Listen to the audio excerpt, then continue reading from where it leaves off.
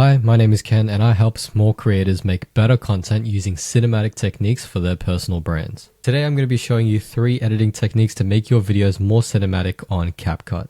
This counts for both long form and short form videos. Before we get started, if you're someone who doesn't have the most expensive softwares like Final Cut Pro or DaVinci, then I could personally guide you inside my creator community. You can join us on our journey to create the best cinematic content with the easiest and most reliable resources and methods. The link for that is in the description. Let's get started.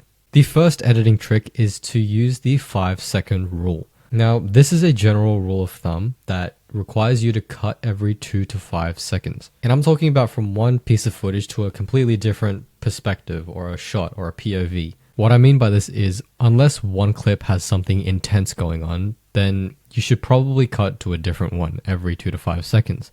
Unless your clip is someone like getting into a car accident, not that that's a good thing, but you know, it's really intense and it keeps someone's attention on it. So unless it's something like that, then you should probably cut into a different one.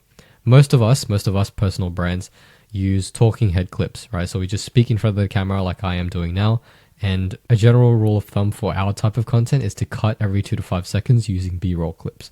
For my Instagram Reels and TikToks, I cut every 2 to 3 seconds to retain people's attention because, you know, everyone's brain is fried. So what I do is pretty much to use the CapCut timeline to see how long each of my clips are, right? And you can do the exact same in your editing software. So what you want to do is to make sure that your clips don't go over 5 seconds long, especially in short form videos. In long form videos like this one, it's acceptable, but with shorts, it's really competitive in that space. So this rule is a good rule of thumb to follow. Now, it is recommended to cut every 2 to 5 seconds. Anything below or over will change the pace. For example, if you start off your short by cutting every 2 seconds, then changing it later to cutting 5 seconds, then it's going to really lose a lot of people's attention, pretty much. Everyone's going to scroll away.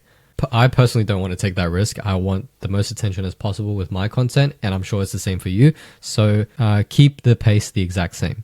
Now, the next technique is called the fade in and out. I'm sure every editor knows this. In terms of like cinematic content, fading into your video to introduce your entire story, your film, your content is probably one of the best ways to use the cinematic technique. So introduce the beginning of your videos with a fade-in effect like I do with my videos, and you saw that at the beginning right here.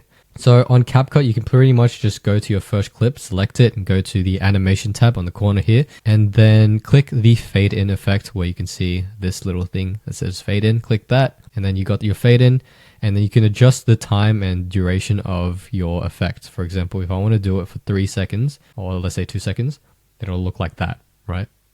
Which looks very cool, and it sets a nice slow, or not slow, but a steady, calm pace. And for the fade out effect, you can do the exact same, but go to the out tab right here, right next to the in tab, and click fade out once again. And you can adjust the duration once again.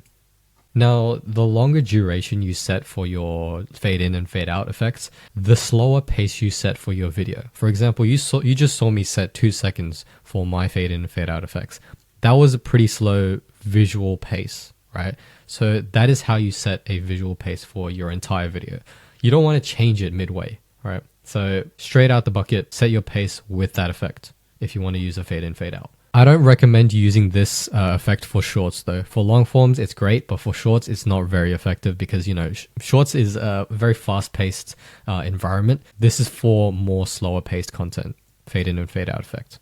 The third CapCut trick is called the text shadow effect. Whenever I use text titles or captions in my shorts or my videos, the number one effect I always go to is shadows.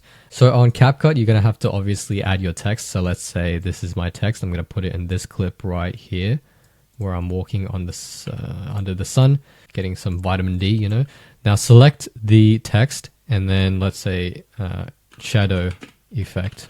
Let's type that in, and let me choose a font real quick. Make that bigger so you guys can see. Now scroll down to where it says shadow and select that, right? What I do is I increase the opacity first of all and decrease the blurriness below the distance. So it's usually 2-3% or even 1% sometimes, right? So I put the blurriness, let's say 2%, and decrease the distance just a little bit. Let me just put this effect text right here so you guys can see. So if I increase the distance, it's not very, aesthetic. So I would decrease it and make it like 2, 3, or maybe even 4, right? Recently, I've actually been trying to decrease the opacity because, we don't really need to really emphasize the shadow. Simple is better, in my opinion. So it's your choice. You can get creative with it, right? And you can also change the colors of your shadows, but obviously the best color is black. So I just generated auto captions right here. I don't know why it says, oh my God, but what you want to do is to make the exact same effect in captions. You want to do the exact same thing, except make sure that you select the apply to all button, right? So it's already selected. I'm going to do the exact same thing. Scroll down, select shadow, increase the opacity, decrease the blurriness, and decrease the distance, right? And you can see right here, the captions are here. And for every single caption that's generated for your video, it's going to look the exact same. Once again, if you want to learn how to create cinema aesthetic videos on CapCut without investing into expensive tools like Final Cut Pro or DaVinci, then you can click the link down below to join my Creatopia creator community. Inside this community, I will personally help you build a system to make it easy and reliable for you to post consistent cinematic content for your personal brand. If that sounds interesting at all, you already know what to do, and I hope to see you inside.